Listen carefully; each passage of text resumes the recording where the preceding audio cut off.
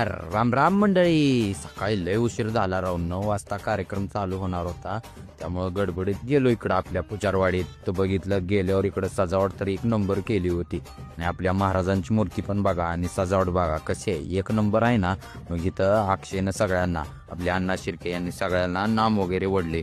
बघवा, मला म्हणले तुला बी ओढतो घे. मग नंतर आम्ही घोषणा पण दिल्या. मम्मीच्या शाळेत गेलो, इकडं पण जोरदार तयारी होती. तेवढ्यात रेशमाचा मोबाईल घरी विसरला होता, म्हणून गेलो आणायला. ती म्हणली होती हरवलाय, पण बघितलं तर घरातच होता.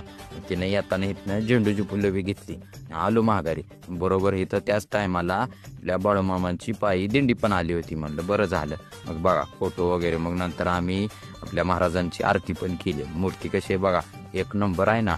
मग इकडं फोटो सेशन चालू झाला, सगळे आपलं एकसारखं फोटोच काढत होते. मग चौकात गेलो, इथं एक नंबर रांगोळी काढली होती महाराजांची मूर्तीचं. तर बघा दर्शन कसं आहे, एक नंबर आहे ना. थोड्यात मिरवणूक पण दिसली, इथं मिरवणूक चालू होती. मग संध्याकाळी इकडं आलो, कारण इकडं पाळणा आणि आरती पण होणार आहे ती झाली. मग काय आतिषबाजी झाली आणि मग काय आमच्या गल्लीतल्या रॅलीला सुरुवात झाली. मग